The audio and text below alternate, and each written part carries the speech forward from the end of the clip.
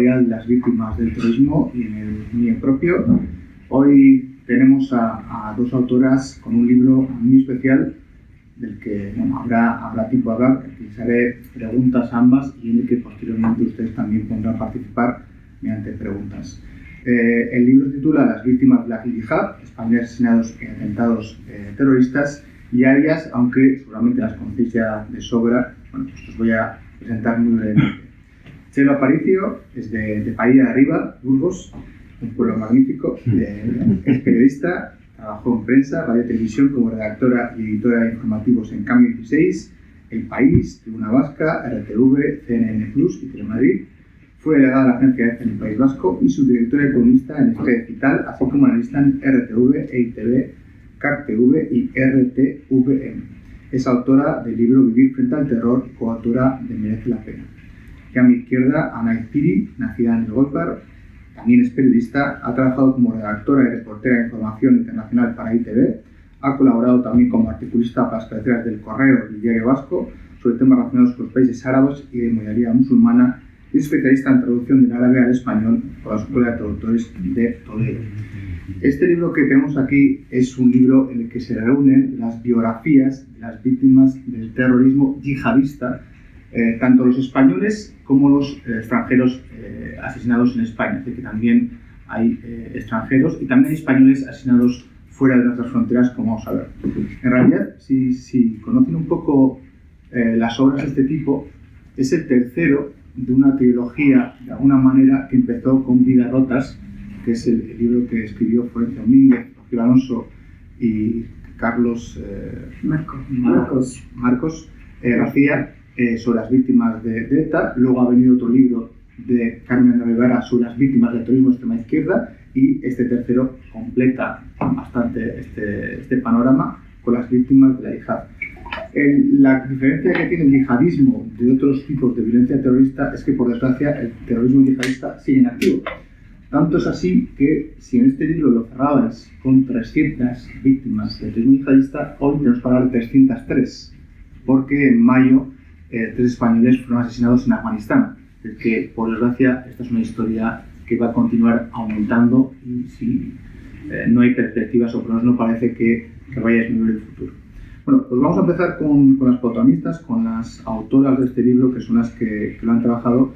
Y como tengo a mi izquierda a una persona que traduce árabe, que conoce bien el árabe, nos va a explicar, si te parece, esta discusión, ¿no?, que hay con un término polisémico que es el de yihad, que puede significar cosas diferentes y que a veces solemos emplear de una manera errónea, ¿no? ¿Qué es yihad exactamente?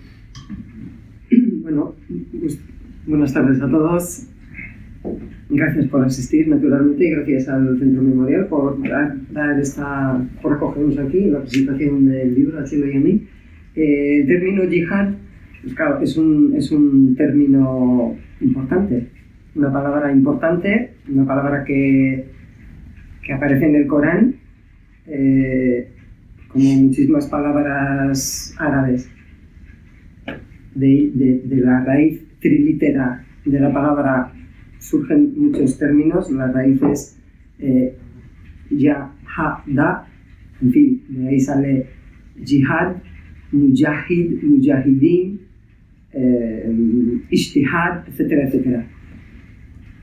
Efectivamente es, como muchísimas palabras árabes, una palabra polisémica, y las dos acepciones fundamentales que tiene, una es la acepción referida al individuo, a sus tentaciones, a sus pecados, a sus maldades, en fin, todo aquello relacionado con las posibilidades de perfeccionamiento que puede tener la persona, el ser humano, y que consistirían, ¿no?, que se lograrían, o que llegaría a tener cualquier ser humano, siempre y cuando emprendiera una lucha interior contra esos demonios, esas tentaciones, en fin, los males que nos rodean, ¿no? Eso sería la lucha interior, vamos a decir así, ¿no? Ese es el término, digamos, sino psicológico referido al individuo en cuanto persona, en cuanto ser perfectible. Y luego ya está el otro término, el término que está inserto, que aparece en el Corán y con el que se llama a la guerra. Claro, hay muchísimos otros sustantivos que hacen referencia a la guerra, naturalmente.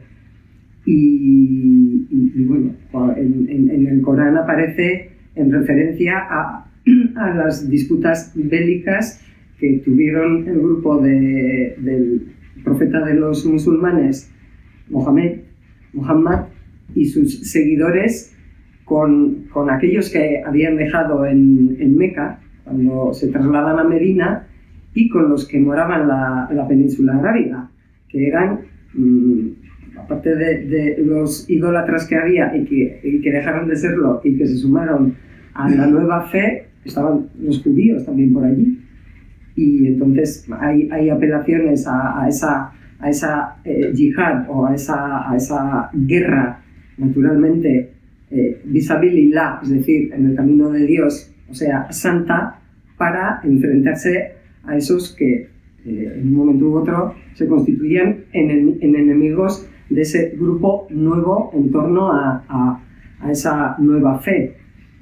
Y claro, pues luego ha habido un uso de ese término de yihad como batalla contra quienes sean los enemigos, y bueno, no en vano también es un grupo que lo utilizan los propios que han batallado visabilillah en el camino de Dios, o sea, como una misión sagrada, que no es exclusiva del Islam o del mundo islámico, porque también hay dentro de la cultura judía quienes consideran que ellos son, digamos, el receptáculo de una lucha ordenada por Dios para estar en las tierras, por ejemplo. ¿Verdad? Pues vamos a hablar entonces de quienes se han creído, ¿no?, la segunda acepción de la yihad, la acepción violenta al yihad, y concretamente, más que en su versión en guerra, su versión en terrorismo, ¿no? Una de las cosas que destacan de vuestro libro, y vamos a hacer algo raro, que es empezar un libro por el final, es las estadísticas, porque habéis contado historias de vida a las que iremos luego, pero también habéis hecho un recuento, ¿no?, importante. Entonces, Chelo, no sé si me puedes resumir algunos de los datos que has extraído de estas estadísticas. La verdad es que las tablas me las, tengo que consultármelas incluso, ¿no? Pero bueno, sí, la idea general la tenemos, ¿no? Como de 3 centenares de víctimas, pues más de 100 y pico son mujeres, el resto son hombres. La mayor parte de las víctimas está, pues, en esa edad, digamos, entre los 20, 18 y los 50 años. A mí hay un dato que especialmente me conmueve, y es el centenar de huérfanos. Algunos dirán, pues, docena, media, o por ahí, por lo menos, son de ambos progenitores. A mí, por ejemplo, esos datos sí me llaman más la atención, por supuesto también los que son niños, ¿no? Es decir, hay 11 niños por ahí, por lo menos del 11M, yo creo que no sé si estoy contándolos todos, pero bueno, hay una parte también que son niños hasta los 18 años. Pero sí que es verdad que esa parte de los huérfanos que se quedan incluso sin los dos padres, pero que solo suele ser uno, casi de forma inmediata, quizá para mí es lo que más me ha impresionado. Obviamente luego están, pues, turistas religiosos, jóvenes que están en una discoteca en París celebrando una noche, niños que estaban con sus padres en Egipto o no sé, en algún otro país, ¿no? Ese tipo de cosas como datos que llaman más la atención, ¿no?, esos jóvenes y demás. Pero bueno, luego, por supuesto, sin olvidar a las fuerzas y cuerpos de seguridad del Estado, que hay casi una cincuentena de ellos asesinados en distintos países, no solamente aquí está el 11M y otros 14 países donde ha habido atentados terroristas yihadistas y ahí han caído pues, unos 35 guardias civiles, policías, etcétera, más servicios de seguridad, etcétera, o sea, servicios de inteligencia, quiero decir. Esos son los datos que podemos deciros respecto de lo que son. Luego ya podríamos hablar de todas esas sociología de gente españoles nuevos que no eran españoles de origen, pero que vinieron un día a estar con nosotros a mejorar sus vidas y tuvieron la desgracia de ser asesinados brutalmente, de que les arrancaron su vida. En fin, podemos ir desgranando las historias que os interesen más, pero bueno, por supuesto, ya para terminar, en la sociología también hay desde estudiantes, desde niños que empezaron a trabajar a los 17 años hasta ingenieros, enfermeras, cuidadoras, cuidadores, gente humilde, porque por ejemplo en el caso no estoy hablando ya de Bataclan o de los atentados en otros países, pero bueno, en el caso del 11 de marzo, que son la mayor parte de las víctimas, son casi 200, pues evidentemente a las 7:30 de la mañana lo que se encuentran los terroristas es esa gente que lucha por sobrevivir y por vivir. Entonces, pues ahí hay una enorme cantidad de trabajadores, gente de todo tipo, no solamente gente muy humilde, que la hay, y probablemente la mayoría, pero también profesionales, médicos, profesores, ya digo, una mención especial a esa gente que vino por una vida mejor y se encontró esto. Pues si os parece vamos ya a las historias de vida, a los hechos, y hay uno importante que además el próximo año se va a cumplir el aniversario que es el descanso, que es el mayor, yo creo que el gran atentado terrorista yihadista indiscriminado, pero o sea, quitando el 11M, después del 11M, pero probablemente el más olvidado, es que la memoria del descanso sí ha sido borrado totalmente, ¿no? Sí, el atentado del descanso, que igual pues lo habréis leído ahora, porque bueno, se rescató de alguna manera del olvido ahora en el 20 aniversario del atentado del 11M de Madrid.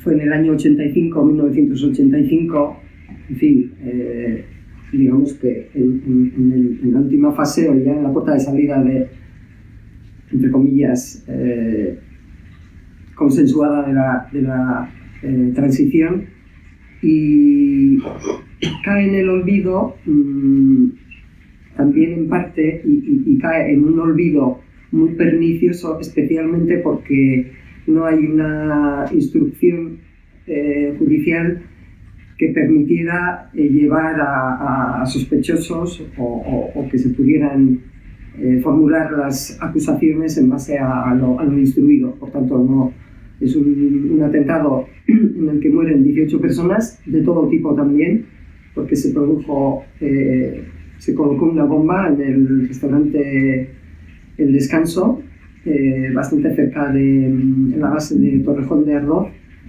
y esa tarde de viernes de primavera había gente de todo tipo celebrando. Era un sitio muy popular.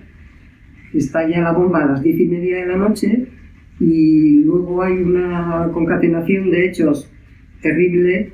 El edificio se desploma prácticamente. Bueno, las labores de rescate no son como las de hoy día, donde ya hay una serie de protocolos, hay asistencia a las víctimas, etcétera, etcétera. No hubo nada de eso. Entonces los familiares, cuando van enterándose por los medios de comunicación, la radio especialmente, que había habido ese atentado, y quienes sabían que sus familiares o amigos estaban allá, empiezan a vagar por los hospitales de Madrid para tener noticia, para saber qué había sido de sus familiares. Y bueno, la conclusión es que no hay un juicio, aparte de esa tragedia personal, esa angustia de esas 24 o 48 horas de no saber si sus familiares estaban vivos o no, o dónde estaban. No hay un juicio, no hay una sentencia, no hay una verdad judicial. Eso, de alguna manera, vamos a decir así, como que sella el olvido, ¿no? Entonces esas personas, pues no, todos los familiares de las víctimas, etcétera, pues básicamente quedaron olvidadas también porque en aquel momento, a mediados de los 80, no había lo que luego hemos visto en los profesionales del periodismo, que iban a donde las víctimas, hablaban con ellas, recogían pues sus impresiones, en fin, su dolor o sus pensamientos, etcétera. Y en ese año 85 no se daba esa práctica. Entonces nosotras, Chelo y yo, pues hemos recurrido mucho a los documentos de prensa, claro, para recabar datos de los atentados, de las víctimas, etcétera.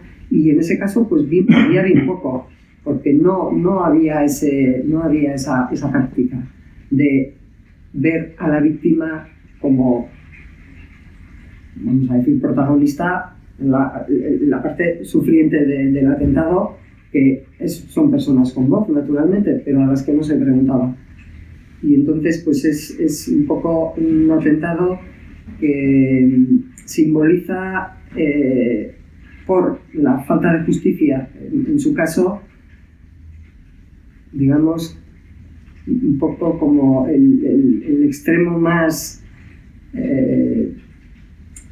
doloroso o más, ¿cómo decir?, ¿no?, más penado, ¿no?, de lo que puede ser el terrorismo, ¿no?, cuando no va seguido de justicia. Sí, yo, cogiendo un poco, me parece que simbólicamente es muy importante esa falta de justicia y de relato judicial. Luego hemos sabido después esas circunstancias en las que se encuentran esas víctimas, incluso a la hora de reconocer a sus familiares, esa dificultad, esa falta de... Bueno, pues es que les pedían hasta unas pólizas antes de reconocer a sus víctimas. Es decir, realmente, Ana lo ha dicho alguna vez, que tuvo que pasar mucho tiempo hasta que el yihadismo fuera considerado un problema. Y también tenemos que tener en cuenta que en el año 85 España vivía, hemos vivido durante muchas décadas un terrorismo local brutal, donde pues en los años precedentes había un centenar de víctimas asesinadas por ETA, etcétera, etcétera. Antes otros grupos también terroristas, pero quiero decir que el más persistente, que ha sido ETA, durante esos años fue brutal, y yo creo que el Estado falló, tengo yo la impresión, desde luego con esas víctimas, y quizás es un antes y un después. Es algo muy tremendo con el tema del olvido, que es parte de nuestro trabajo de Ana, del mío propio, es precisamente es honrar a esas víctimas de alguna manera con los fragmentos de sus semblanzas. No podemos contar toda su vida, pero que al menos algo de lo que hicieron en sus vidas, algunas muy cortas, otras más largas, quede reflejado. Y en este caso, en el caso de las víctimas del descanso, es que simbolizan más que ninguna otra quizás ese olvido, porque yo no quiero enrollarme mucho, pero las víctimas del yihadismo son víctimas anónimas. Somos cualquiera de nosotros, mañana en una cafetería, en un Bataclan, en un tren. No son víctimas, digamos, que han sido acosadas, perseguidas con su nombre y apellido. A diferencia de otros terrorismos que eligen a la persona, la cosa, es un sufrimiento previo y a veces posterior al asesinato también hay un intento de degradación de la víctima. En este caso es un desprecio absoluto a la vida de cualquiera que pasa por el mero hecho de vivir en una sociedad diferente, con valores occidentales, con unos valores que consideran que van en contra de sus anhelos, y se cree con el derecho de acabar con la vida del que pasa. Entonces, el problema de estas víctimas anónimas es que son más susceptibles del olvido, y sobre todo, si como pasó en el caso del 11 de marzo, hay atentados que han sido objeto de una ruptura, de un consenso brutal, de un encarnizamiento entre acusaciones mutuas. Entonces, quien sufre más en esas circunstancias, al final son las víctimas, que quedan en un segundo lugar respecto de las polémicas de los demás. pues si os parece, de descanso vamos y recojo una cosa que has dicho, ¿no? El hecho de que la mayor parte de las víctimas del yihadismo son víctimas al azar, ¿no? Son víctimas que han discriminado, que están en el momento equivocado, les toca, no es que los yihadistas les hayan buscado. Y me parece que un buen ejemplo son estos atentados que hay en el norte de África, que referís en un capítulo, de turistas, de monjas, de gente que está por ahí en un museo y de repente le toca, ¿no? Le toca el atentado, como voy a ir al vídeo al día siguiente y no tocarle, ¿no? O sea, ese caos, ¿no? Ese azar que entra en juego. Sí, es un hecho francamente sorprendente para esas personas, claro, ¿no? Es verdad que después del 11S del 2001, que por activa y por pasiva pues ha habido mucha reflexión y ha habido hasta legislación, etcétera, para tratar de salvar en alguna medida la manifiesta imposibilidad de la invulnerabilidad total que se observa con el 11S, que parece que no se podía imaginar un atentado de ese tipo con aviones civiles secuestrados en el espacio aéreo de un país como los Estados Unidos, etcétera, aunque ya había atentado años antes contra las Torres Gemelas. Pero vamos, estas personas, estos españoles que estaban de vacaciones, que habían ido a Marruecos a pasar una semana por ahí y estaban en un hotel y entran a la recepción y disparan y los matan, pues en el año 94 pues fue algo en Marruecos, algo que para ellos también fue un shock y para los españoles, y luego eso tuvo no secuelas, pero se repitió de distinta manera. Luego ya luego hay atentados efectivamente en Argelia contra monjas que habiendo sido apercibidas de que corrían peligro porque habían matado a sus compañeros religiosos franceses y tal para que se marcharan, dicen no, nos vamos a quedar aquí haciendo lo que hacíamos hasta hoy, y directamente pues les pegan 2 tiros y las matan a estas 2 monjas. Luego esa familia valenciana que con amigos estaba haciendo un viaje turístico por el Alto Egipto y los tirotean cuando van en una furgoneta de camino a un templo, y muere un niño de 12 años, creo. Y pues sí, efectivamente el yihadismo tiene esos rasgos de ser,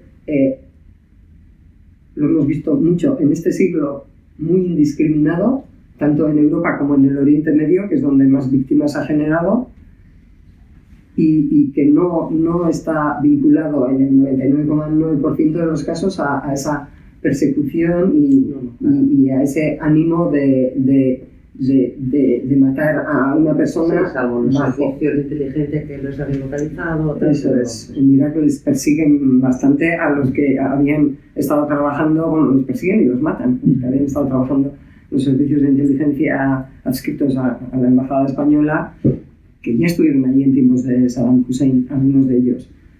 Entonces, pues sí, tiene esa característica de la imprevisibilidad, pues casi absoluta, ¿no? Todos nos acordamos la sensación que teníamos en septiembre del 2001, ¿no? Yo recuerdo ir caminando por Bilbao y pensar, como esta no es una ciudad importante por nada, perdón, por de Bilbao, pues no va a haber un atentado aquí. Es decir, algo que desde luego no se pasaría por mi cabeza si yo estuviera pues en una gran urbe europea o en Jerusalén, donde pues en determinados años sabías que podía haber un atentado. En fin. Pero fíjate, yo creo que hay algo en común de todos los terrorismos, como ya lo sabemos, y es que van contra la libertad, o sea, contra la libertad de todos nosotros. Y eso sí que es común. Los terrorismos de persecución o los terrorismos, digamos, a escala industrial, ¿no? En plan, que sea, ¿no?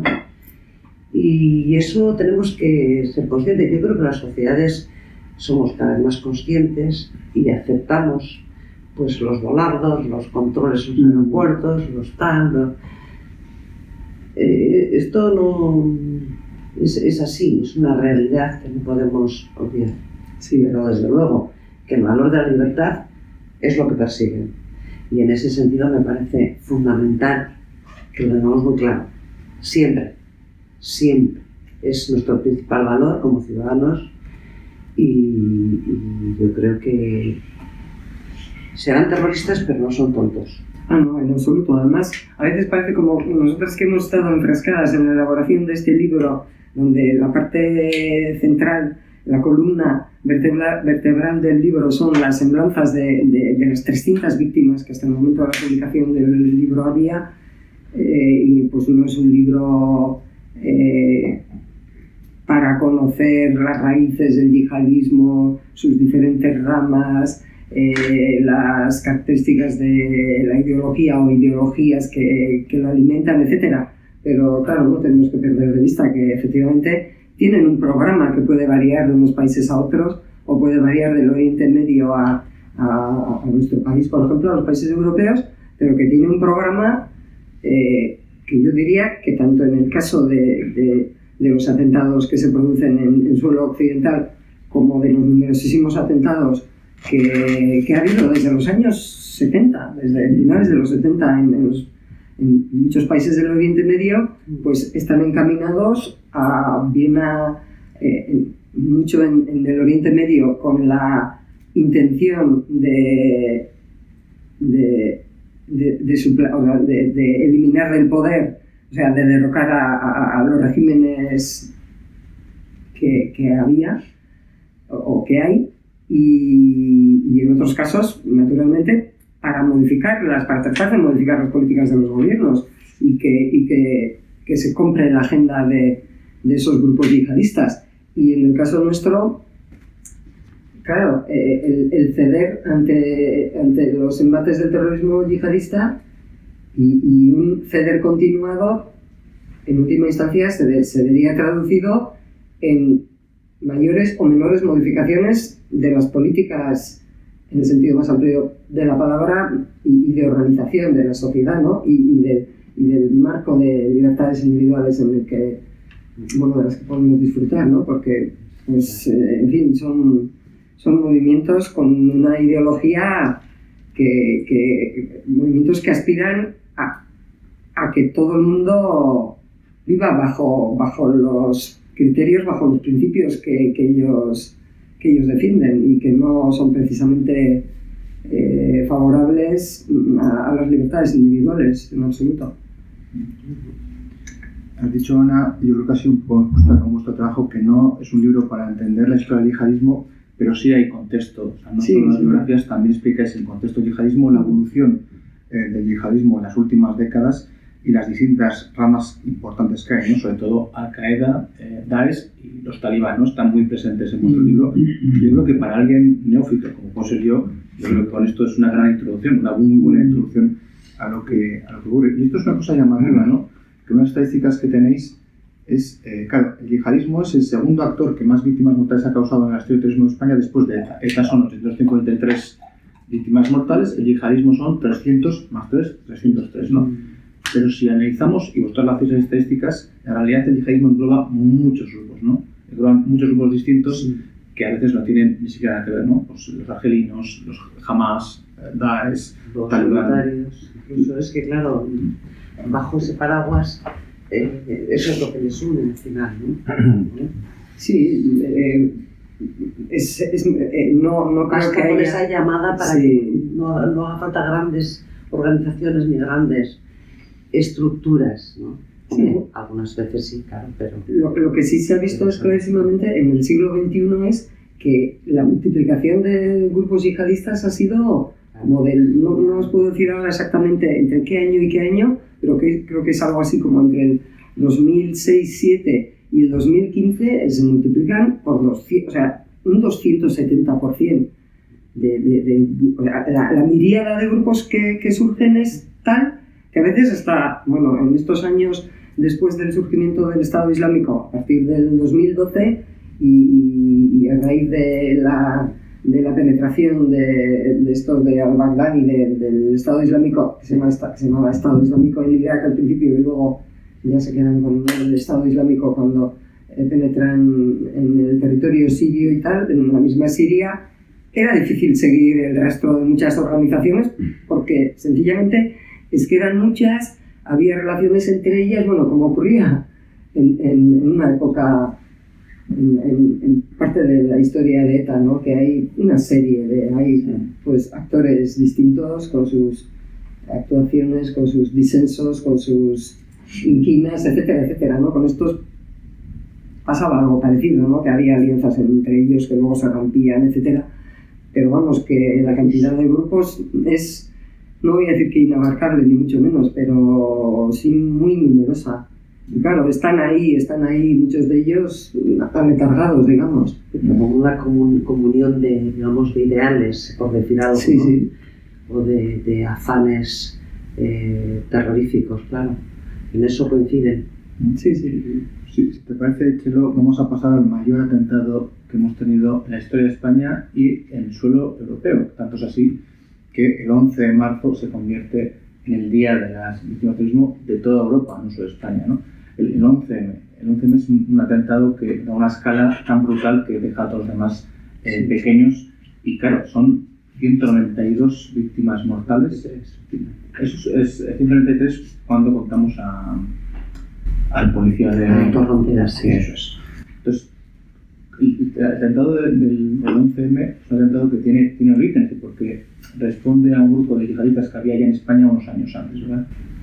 Sí, bueno, esto yo creo que los expertos, realmente yo creo que tienen razón Ana en ese aspecto. Nosotros somos un poco narradoras de todo y hemos dado contexto y tal, pero nos hemos centrado en lo que son las historias de las víctimas, que son las protagonistas de este libro, ¿no? Los expertos que prologan el libro, es uno de ellos, Fernando Reinares, nos hablan de ello, ¿no? Perdón, no sé qué... De la intrahistoria del 11M. Sí, bueno, sí, claro, lo que él lo que viene a decir tanto él como José María Irujo, que estoy con Catarro, que han investigado bastante este tema, ¿no? Viene a decir que, digamos, que hay señales de comunicados, de llamadas, que refieren a que todo esto se montó bastante antes de la famosa guerra de Irak, ¿no? Que luego los propios terroristas aprovecharon en su reivindicación la guerra de Irak y tal y cual, ¿no? Pero evidentemente esto se decidió bastante antes, según Reinares en Bruselas, Al-Qaeda, tal, es decir. Pero lo que sí es cierto, y Reinares interpreta algo así, también es algo de lujo también, pero lo que sí es cierto es que consideran que esa gran redada policial, que fue un éxito policial después del 11 de septiembre, de terroristas que habían estado implicados en el 11 de septiembre y tenían que comparecer, habían sido detenidos algunos y tenían que comparecer unas fechas después, antes del 11 de marzo nuestro de 2004, que eso gesta esta, digamos, organización a lo loco o no a lo loco, la idea de destruir, una idea potente, decidida. Hay autores intelectuales, esta famosa historia de lo de la sentencia. Pues no hay unos identificables, pero evidentemente hay unas motivaciones que Reinares las establece ahí, en una especie de venganza por la detención de personas absolutamente cruciales en la preparación de los atentados del 11 de septiembre, que están aquí cobijados en España. Y esa operación policial, porque claro, hemos hablado antes del descanso, donde realmente España ni estaba ni se le esperaba en la investigación contra el yihadismo, por igual algo, pero muy poco. Pero es que en el 11 de marzo, pues tampoco, en fin, seguíamos con el tema pero ya se podía hablar de que había un desarrollo. De hecho, esa operación fue un éxito, esa operación policial antes del 11 de marzo, después del 11 de septiembre. Bueno, no sé, la verdad es que luego, ahora sí que somos un poco una referencia, por desgracia, después del 11 de marzo, porque se han desarrollado un montón de medios, de investigadores, y se sabe mucho más Esto es una cosa, yo creo que reconocida en otros países de Europa que han querido aprender también de lo que se ha hecho en España. Pero lo cierto es que bueno, que partíamos lo que partíamos, el 11 de marzo vuelve a sorprender, aparte de a romper la sociedad española, como yo creo que muchos de los males todavía vienen de esas heridas, aparte de romper, porque es que el terrorismo, y aquí hay algunos que sabéis más que yo de eso, el terrorismo es eficaz. Es decir, el terrorismo consigue que la gente se pregunta ¿por qué? ¿Quién lo ha hecho? ¿Por qué? ¿Quién es el culpable? O sea, desplazando la culpabilidad de los terroristas, etc. Al margen de que todo es analizable y, por supuesto, que todas las cosas pueden coadyuvar a propiciar malestares, etc. Pero lo que no se puede es desviar un atentado de esas características que rompe una sociedad, pues en acusar a un gobierno de asesino o al otro de manipulación, o a la oposición de instigación o de manipulación. Es decir, ahí hay una ruptura, me refiero a la teoría de la conspiración, etc., ¿no? Yo creo que todo eso hace mucho daño y que bueno, por otra parte sí he de decir que la sociedad civil también se ha dicho, y se ha dicho en muchos periodistas, los que hemos leído y tal, fue un ejemplo. Realmente en el 11 de marzo en Madrid, no solamente los taxistas, los sanitarios, no, la gente que estaba por la calle, que entraba a los andenes, es una reacción normal, pero que en el caso ese, que fue un infierno, con cochecitos de niños en el andén, con niños perdidos, sacándolos de los escombros, con gente sufriendo enormemente, en esos momentos tan terribles, sí que creo, y por lo que se ha transmitido, los testigos directos, yo estaba en Bilbao, estaba en la GCF en ese momento, pero no estaba, digamos, allí mismo, ¿no? Pero lo que se ha transmitido es que hubo una colaboración, una entrega de la que sí podemos sentirnos orgullosos. En cambio, yo no me siento orgullosa que 20 años después prevalezca sobre algo que en lugar de unirnos, nos desunió. Y todavía no hemos llegado al punto de poder unirnos. Y en ese aspecto, pues siento cierta envidia a veces por países, digo políticamente, como Francia, tal, cuando pasó de Bataclan, ¿no? O sea, hemos vivido otro clima, otra unidad a la hora de enfrentarse a algo tan terrible como es eso. Antes de dar el paso a las preguntas del público, os voy a pedir, en este libro hay 300 historias, de víctimas.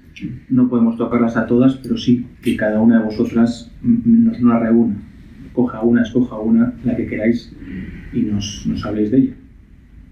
Sí, cuando estás escribiendo te impresionan muchas, porque son vidas rotas. Y cada persona tiene un valor insustituible.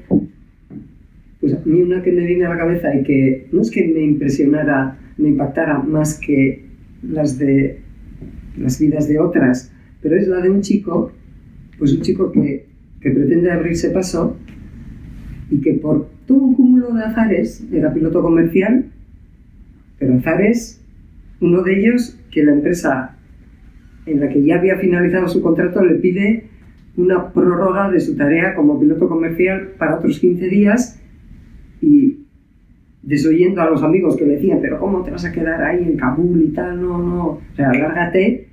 El hombre, pues bueno, dice, vale, hago la tarea esa. Y entonces entran los talibanes al Hotel Intercontinental en el que estaba esperando para ir al aeropuerto y marcharse después de haber finalizado esos 15 días de prórroga que había hecho. Y me impactó, ¿no? Porque pues esa es la imprevisibilidad. Vamos, que el señor estaba allí porque se dedicaba a eso, se dedicaba a pilotar aviones, y lo mismo trabaja un español para una compañía americana que para una turca, que para una emiratí, y pues francamente es algo que no tenía que haber ocurrido, ¿no? No tenía que haber sido así. pero fue, claro. O el caso de una mujer que había trabajado en diferentes ONGs y cuando estaba practicándole la sesión de fisioterapia a uno de sus pacientes, pues dispara contra ella, ¿no? La mata en Afganistán. Claro, pues en fin, la verdad es que cada una de las personas, pues ves la iniquidad, ¿no?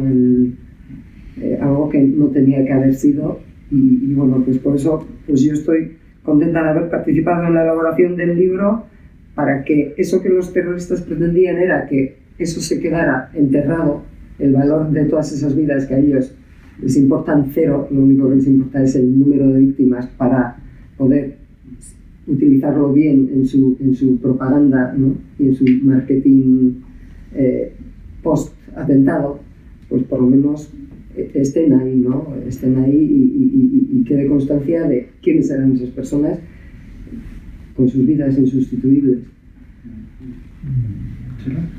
Pues sí, la verdad es que todas y cada una, como os decía antes, estos son semblanzas inacabadas, como lo fueron sus vidas, ¿no? De todas ellas.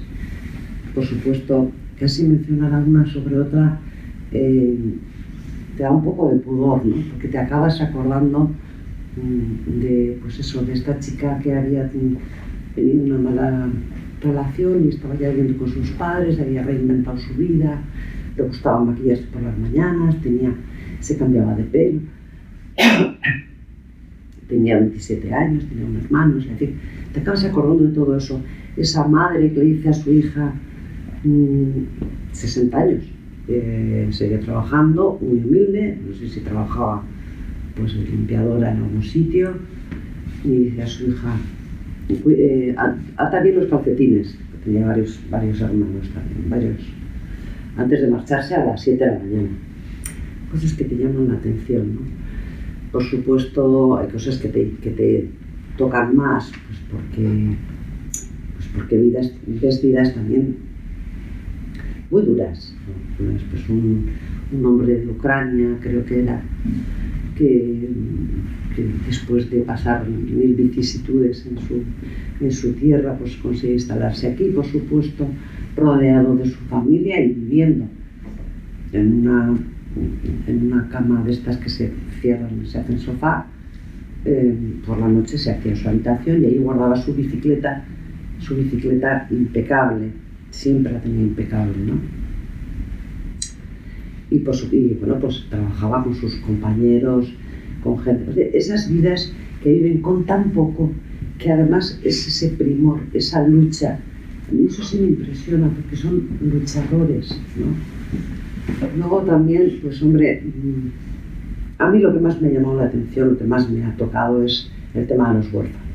Esto, no sé si porque soy madre y abuela, ya el tema de los niños es algo que me desborda porque pues, lo he contado en bastantes entrevistas, pero es que creo que esos niños que se quedaron sin sus dos padres, tenían no sé si 10 y 8 años el hermano, estaba en un colegio, el director del centro tenía que, digamos, estar con ellos hasta que viniera alguien a buscarles y decirles esa noticia.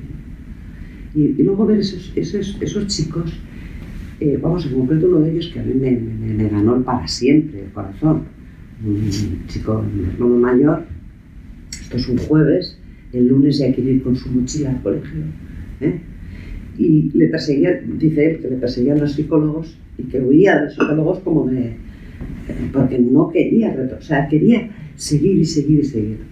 Bueno, tenía un agradecimiento enorme hacia la hermana de su madre, hacia los tíos que les acogieron, que les dieron el cobijo, digamos, para su crecimiento.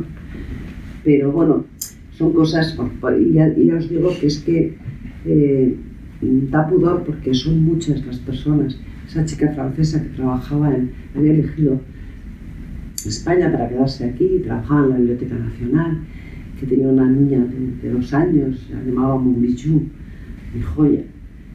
Bueno, no sé, era una otra. Esos novios, y no me refiero solamente a esos novios, que eran también, pues, yo qué sé, muchos, es que hay un montón de nacionalidades, desde luego, de Rumanía, de Polonia, de Bulgaria, de Ecuador, de Honduras, de Italia, de Perú, parte de todos nuestros españoles, nuestros ya. Por supuesto, España les reconoció, algo se hizo bien, la nacionalidad a todos los que no la tenían, solo faltaba. No sé, me pierdo la verdad porque son tantos los casos, pero todos y cada uno de ellos tienen su aspecto, siendo gente normal, es decir, habrá gente extraordinaria, había premios de carrera y que se diga. Luego hay una cosa que sí me llama más la atención, porque hay gente a la que todos los días cogía ese tren a esa hora, impepinablemente. Y luego está esa otra parte del azar, de ese que justo había cambiado la enfermera a la otra porque resulta que estaba embarazada la otra y tenía que... El que nunca iba, bueno, y de hecho hay muchos que se salvaron porque hubo una huelga universitaria, una huelga en las universidades esos días, y entonces había chicos que sí iban a la biblioteca a estudiar y se murieron, o otros no murieron, quedaron heridos, pero otros muchos no fueron a la biblioteca a estudiar porque no tenían clase. Entonces hay bastantes familias donde normalmente si iban 2 o 3 hermanos, bueno, normalmente 2, no hay muchas familias de 3, pues solamente había salido uno.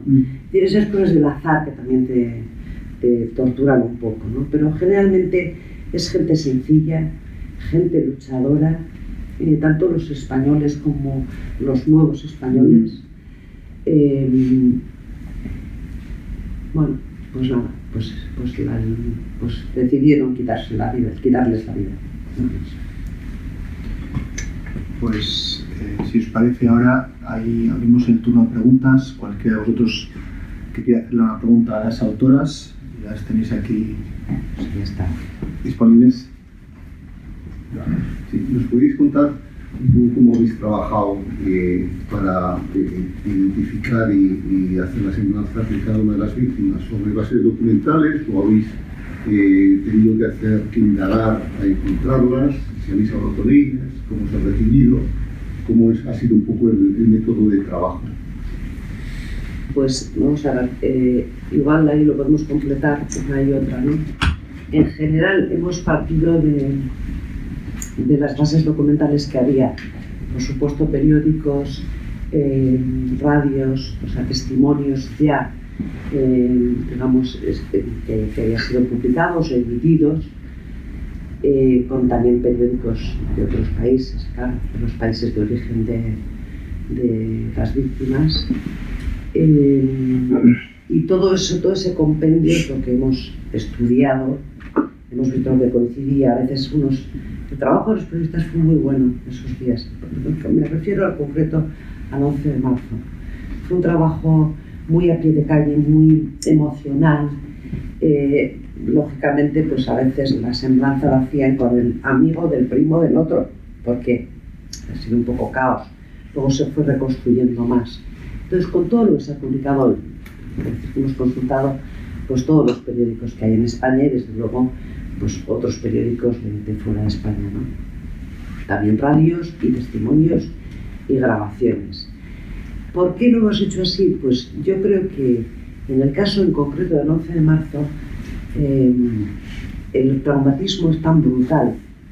Hubo también varias asociaciones de víctimas que tampoco estaban, digamos, unidas en el propio país, y preferimos, fue una decisión editorial, digamos, de un acuerdo con el centro, que en vez de, digamos, darles la opción, que a mí me hubiera gustado darles la opción a ver si algo se hubiera publicado que no quisieran, si quisieran añadir algo, tal, dejarlo.